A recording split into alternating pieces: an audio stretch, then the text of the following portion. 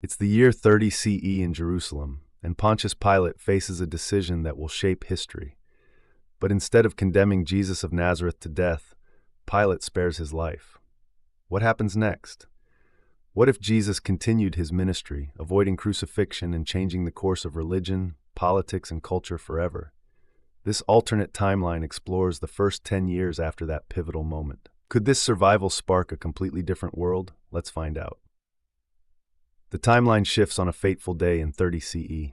Pontius Pilate, pressured by his wife Claudia Procula's troubling dreams, decides to release Jesus of Nazareth instead of condemning him to crucifixion. To placate the Sanhedrin and maintain Roman order, Pilate orders Jesus to be flogged and released, a decision that shocks Judea. Jesus, battered but alive, returns to his followers, who interpret his survival as a divine sign. This moment doesn't end his mission, it supercharges it. His teachings evolve, emphasizing personal transformation, communal living, and direct action to bring God's kingdom to earth. Miracles, real or rumored, continue to spread his legend. The movement gains momentum, especially among the lower classes of Judea, Samaria, and Galilee. Even the apocalyptic Essenes, waiting for divine intervention, begin to ally with Jesus' growing ministry. But tensions with Rome don't disappear. Pilate's decision leaves him in a precarious position, and unrest brews in Jerusalem as both Jewish leaders and Roman authorities watch Jesus' every move. By 34 CE, Jesus' ministry is unstoppable. His followers, led by Peter, James, and Mary Magdalene, begin spreading his message far beyond Judea.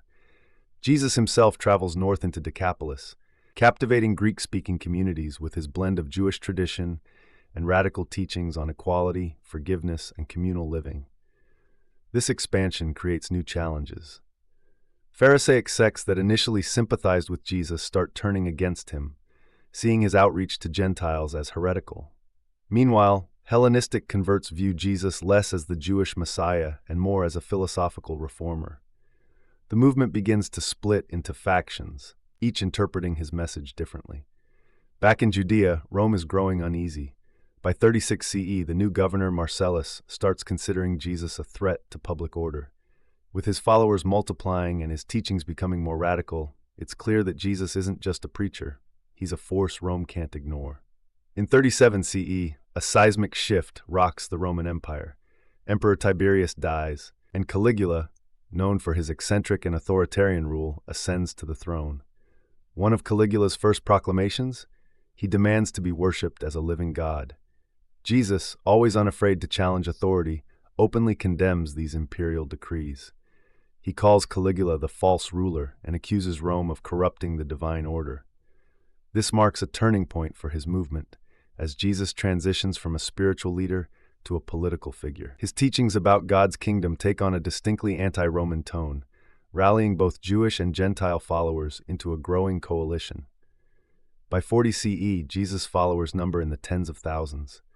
His calls for justice, shared wealth, and self-rule threaten both the Jewish priesthood in Jerusalem and Roman control of the region.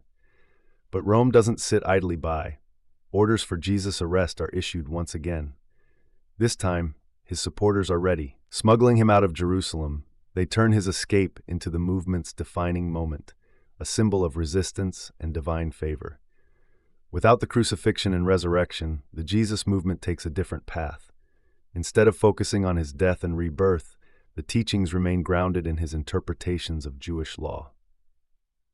Jesus' survival keeps the movement tied to its Jewish roots, making it a sect of Judaism rather than a distinct religion. However, his outreach to Gentiles creates a unique fusion of Jewish monotheism and Hellenistic philosophy. Paul of Tarsus in this timeline doesn't build a theology around Jesus' death and resurrection.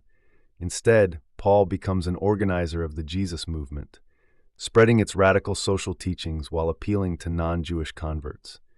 The movement grows into a multicultural phenomenon, blending Jewish traditions with Greek ideas of justice and equality.